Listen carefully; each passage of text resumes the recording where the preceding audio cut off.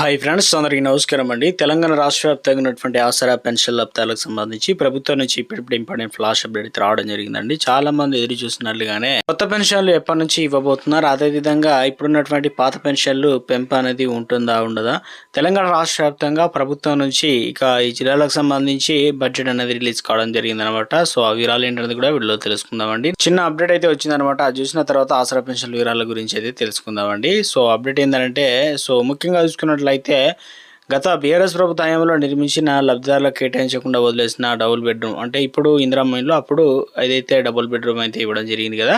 అయితే వాటి విషయంలో కాంగ్రెస్ ప్రభుత్వం సంచలన నిర్ణయం తీసుకుంది. ఎందుకంటే వాటిని హౌసింగ్ కార్పొరేషన్ బదిలీ చేస్తూ ఉత్తర్వులు అయితే జారీ చేశారు. దీనివల్ల ఏమవుతుందంటే డబుల్ బెడ్రూమ్ ఇళ్లపై తెలంగాణ ప్రభుత్వం కీలక నిర్ణయం తీసుకుంది. అన్ని డబుల్ బెడ్రూమ్లు రాష్ట్ర వ్యాప్తంగా ఏదైతే ప్రాజెక్ట్ హౌసింగ్ కార్పొరేషన్కు వాటిని ట్రాన్స్ఫర్ చేసినట్టు సిఎస్ రామకృష్ణారావు అయితే ఉత్తర్వులు అయితే వెలువడడం అయితే జరిగిందనమాట. సో ఇక ఇందుకు సంబంధించి, ఎందుకంటే 2015లో 100% సబ్సిడీతో అయితే నిర్మిస్తున్నారు కదా ఈ పథకానికి సంబంధించి. గత ప్రభుత్వం జిహెచ్ఎంసీలో 1,00,000 ఇండ్లు, ఇక జిల్లాలో 1,72,000 ఇండ్లు మంజూరు చేసింది. ఇందులో భాగంగా 1,98,000 ఇల్లు పూర్తి కాగా 1,48,000 ఇల్లు మాత్రమే కేటాయించారు. 59,000 ఇల్లు ఖాళీగా ఉండిపోయాయన్నమాట. సో వాటికి వేలాది ఇల్లు 2-3 ఏళ్ళ ఖాళీ ఉండడంతో కిటికీలు తలుపులు పాడైపోయి కొన్ని చోట్ల అసంఖ్య కార్యకలాపాలు పాల్పడుతున్నట్టు కాంగ్రెస్ ప్రభుత్వం ఇప్పటికే ఆ ఇళ్లకు రిపేర్ చేయించి పంపిణీ చేయాలా, ఇక ముఖ్యంగా పంపిణీకి చర్యలు చేపట్టింది. తెలంగాణ రాష్ట్రంలో లబ్ధిదారులకు కేటాయించకుండా ఖాళీగా ఉన్న 58,400 డబుల్ బెడ్రూమ్ ఇళ్ల పంపిణీకి హౌసింగ్ శాఖ అయితే ఏర్పాట్లు అయితే చేస్తుంది. జిహెచ్ఎంసీ పరిధిలో లబ్ధిదారులందరికీ రాష్ట్ర వ్యాప్తంగా ఇవ్వడానికి ప్రభుత్వం ఇటీవల కాలంలో ప్రజా ప్లాన్లో అప్లికేషన్లు అనేది తీసుకోవడం జరిగింది. 3 కేటగిరీలో విభజించడం జరిగింది. సో వారందరికీ అయితే అర్హులకైతే వాటిని కేటాయించబోతున్నారంటూ ఒక అప్డేట్ అయితే రావడం అయితే జరిగిందనమాట. మొత్తానికైతే ఇప్పటికే ఇందిరమ్మ ఇళ్లకు సంబంధించి ప్రతి సోమవారం కూడా నిధులు అనేది పంపిణీ జరుగుతుంది. ఇక రెండో విడత వచ్చేసి ఏప్రిల్ విడతలో అయితే నిధులు అనేది జమ కాబోతున్నట్లు అప్డేట్ అయితే రావడం జరిగిందండి. అదొక స్మాల్ రిక్వెస్ట్ అండి. ముందుగా వీడియోస్ ప్రతి ఒక్కరు కూడా లైక్ చేయండి. కొత్తగా ఛానల్ ఇస్తే తప్పకుండా సబ్స్క్రైబ్ చేసుకోండి. చూస్తున్నారు కానీ లైక్ చేయడం మర్చిపోతున్నా, వెంటనే లైక్ చేయండి. వీళ్ళకైతే వెళ్ళిపోదామండి. తెలంగాణ రాష్ట్రంలో ఉన్నటువంటి ఆసరా చేయుత పెన్షన్ లబ్ధాలకు సంబంధించి ప్రభుత్వం నుంచి ఇప్పుడు ఇంపార్టెంట్ ఫ్లాష్ అప్డేట్ అయితే రావడం జరిగిందండి. ఇందుకు సంబంధించి నోటిఫికేషన్ అయితే ఇవ్వడం జరిగిందండి. ముఖ్యంగా ఇదైతే జనవరి నెలకు సంబంధించిన పెన్షన్లు.